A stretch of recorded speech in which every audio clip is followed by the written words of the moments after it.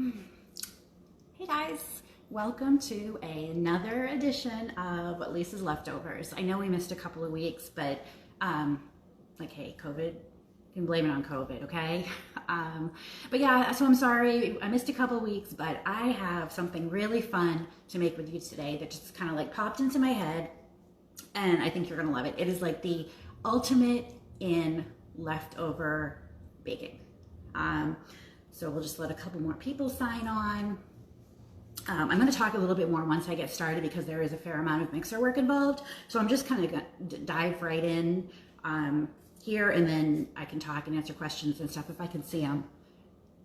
I can't see them from here. It's kind of far away. But anyway, so today on Lisa's Leftovers, I am going to show you how to make meringues. And if you think that meringue is hard, it's not. It's super easy. Meringue on the top of a lemon meringue pie, or meringue, that's meringue. But anyway, little meringue cookies, basically the same concept, but you can make them big, you can make them small. They're great for the holidays. We got snow today. So I just thought of meringues, and I decided that I'm going to show you all how to make meringues. So you need egg whites. In fact, I'm going to get this. So I have 3 egg whites in my mixer. And I'm just going to kind of do it on low. And then I'm going to add a 1/4 teaspoon of cream of tartar, which is going to make them beat up really nice. If you have duck eggs make great meringues because they're higher in fat than chicken eggs. And I'm just going to add a pinch of kosher salt. And I'm just going to let that go on a fairly low speed for maybe 2 minutes until it gets like really frothy and it starts to form soft peaks. You want your egg whites to be room temperature, but they're easier to separate when they're cold. So if you're separating them right from the fridge, take out the 3 eggs, separate them into 2 separate bowls, let your egg whites sit out for about half an hour to get your room temperature. And then you use your yolks for whatever. If you're making custard or pudding or whatever, you're gonna end up with leftover egg whites. The great thing is you can actually freeze egg whites. Just, crack the eggs and just take your egg whites and pour them into like a little freezer bag. Freeze them, make a note of how many are in there, and then when you want to make meringues, you can just pull out your bag of frozen egg whites, let them come to room temperature, defrost, and then make your meringue. So we've got sort of frothy, maybe like soft peaks right now. And then I'm going to add 3/4 cup of sugar. Super fine sugar is best, but like who has super fine sugar laying around? You can use regular granulated sugar, which is what I've got here, or you can toss this into the food processor to really get it super fine, or you can just use it as regular sugar. You might just have to beat it a little bit longer. So actually, I'm going to stop this. You can do this with a hand mixer also. I suppose you could do it by hand also if you had a ton of time, but see, we're kind of frothy, soft peak maybe. So that's what we want. So at this point, we're going to start adding our sugar. You want to add it a little bit at a time. You don't want to just dump it all in. So I just sort of, maybe add like a tablespoon at a time. Still have the mixer on fairly low.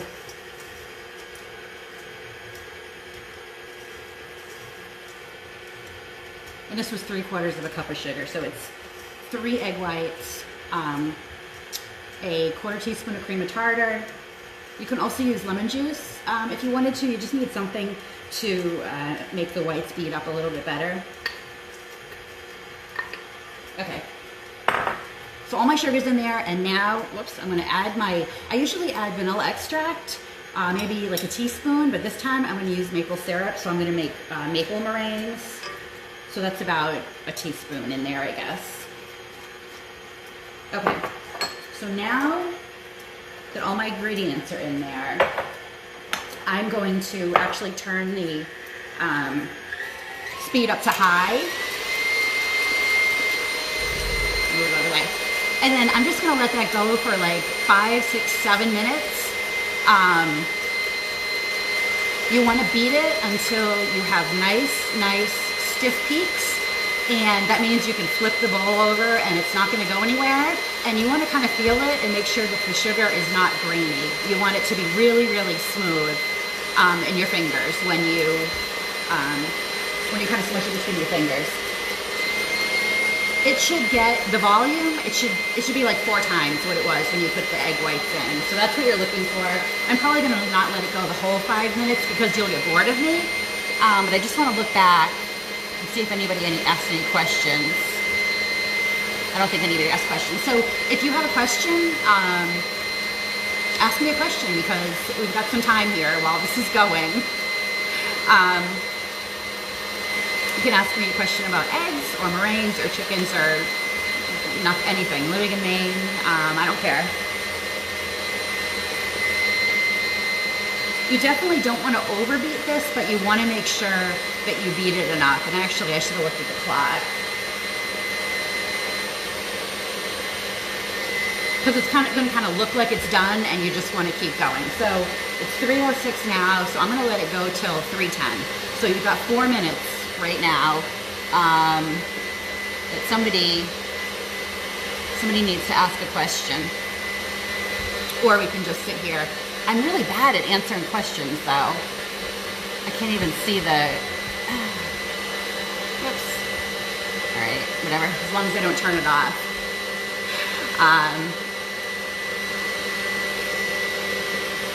So yeah, high speed, 5, 6, 7, 8 minutes. I mean, you really definitely want to let the egg whites whip up. As I mentioned before, duck eggs work really, really well because they have a higher fat content, so they tend to beat up better anyway. Fresh eggs obviously are going to work better than old eggs. You want your eggs to be room temperature, not cold.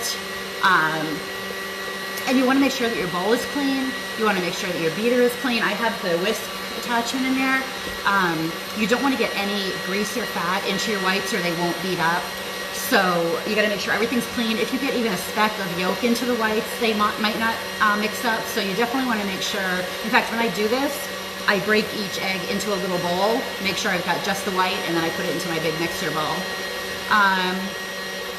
So the Naval family, hi, I'm a Navy wife too, asked how many chickens, ducks, and geese we have. We have 16 hens, a rooster, 9 ducks, 2 drakes, and 2 geese, and a corgi and a barn cat. So, all right, so we're at 7 minutes. So we got 3 more minutes to go. This is great though. I mean, these are great for like Christmas cookies. You can add food coloring to them. You can either beat the food coloring completely in, or you can swirl it. So it's kind of like white and another color. Okay, she's not a Navy family. That's just her last name, but still, that's cool. So 3:08, we're getting there. What are your favorite holiday desserts using egg whites? Absolutely making meringues, or like lemon meringue pie, which actually uses the eggs and the whites. I like making little meringue nests. So instead of piping them, I'm going to show you how to pipe them into little cookies, but you can also pipe them into like little nests and fill them with berries and then put whipped cream on top. That's really, really good. Or you can take these. I don't know if anyone's heard of an Eton mess, which is a British dessert where you take like bits of meringue and you take like jam or berries and whipped cream and you kind of put it all in a glass dish, and it's sort of like a trifle. But that's really good too. I love making that. These can freeze. After you bake them, you can freeze them. Like I said, you can freeze the egg whites, so it's super, super easy to just make these whenever. 3:09. We got 1 more minute. But my favorite egg dish to make, I like making creme brulee because that's super fun, and I probably should do that someday because I just got a new kitchen torch because my other one was really old and I was afraid it was going to blow up. I like making omelets. I don't know. I just like cooking in general. And speaking of which, I need you guys to come cook with me. So if you want to come cook with me, email me at fresheggsdaily@gmail.com. You can either send me a picture of what you got in your fridge or pantry, or if there's something specific you want to cook, you can let me know. I don't like cooking alone. I actually love cooking alone, but it's fun to cook with somebody. All right, so 3:10. So we're going to take a look at this. So as you can see, we've got, I call it a stiff peak, and we can take our bowl, not going anywhere. So we're good. I probably would do this for a little bit longer, a minute or two, just because, but since you guys are sitting here waiting, sounds like a great thing to have frozen on hand. Yes, so for a Christmas party invite, absolutely. If you have a bunch of egg whites, throw them in the freezer. And if you get invited to a Christmas party and you have to bring something, you can make these up so easily. Okay, so we have our piping bag and a tip. I'm using like it's like a serrated kind of, it's not really a star tip. But anyway, you can use a regular round tip though. The ones I made last week, I did a round tip, and I just put this into a measuring cup because it's easier to keep it where it's supposed to be. And then I'm just gonna take my spatula and fill my bag. I mean, as you can see, so I started with 3 egg whites. I have a lot of this. I don't even know how many it makes. It makes a lot, depending on how big you make them. So there, my bag is filled. These are sort of messy. I guess I can taste the maple a little bit. Not really a lot though. I should have probably put a little more maple syrup in. So then we're just going to get the meringue all down to the bottom of the bag. And then I have a baking sheet with a silicone mat. You can put parchment paper down. You want to put something though, so you can get them off. And then I'm just going to pipe little circles. Like I try to do maybe like a tablespoon. These are not going anywhere. They're not going to spread. They're not going to rise. They're not going to do anything. So you can do them pretty close together on your baking sheet. And because they take so long to cook, you really want to just do one sheet because you're going to be taking up your oven like till tomorrow, pretty much.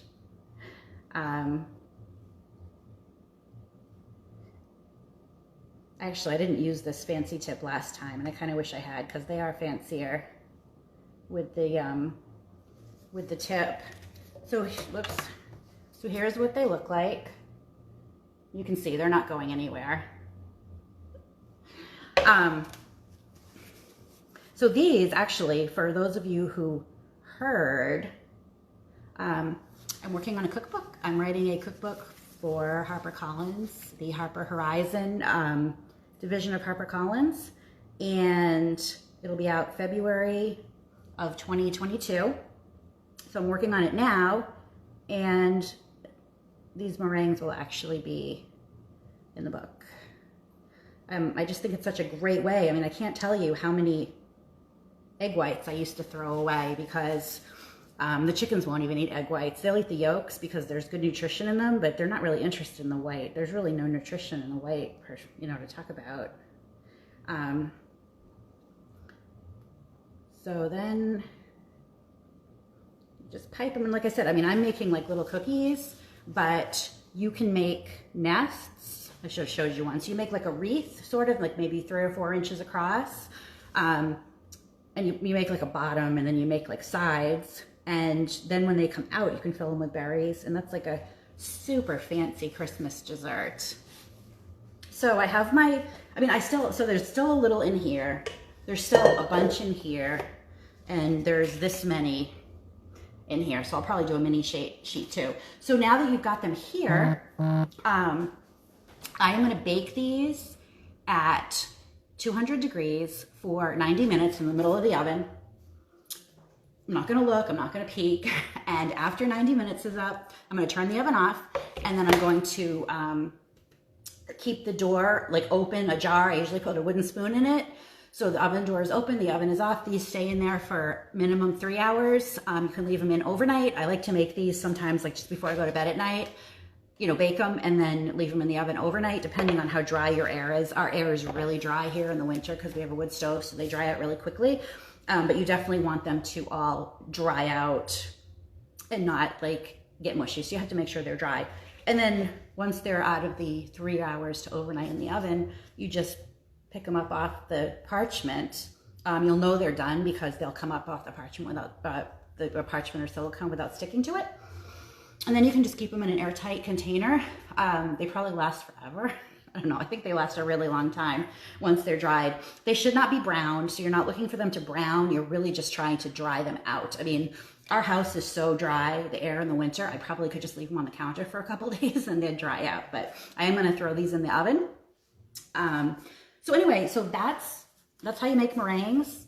I mean, how much easier could this be? And you know, they can be little cookies on their own, but they're really good in a glass, like a dessert glass, or even you can just, like, I like to put them in like goblets, like sort of like wine glasses with no foot, you know, no stem, and just layer them with like jam, whipped cream, and these.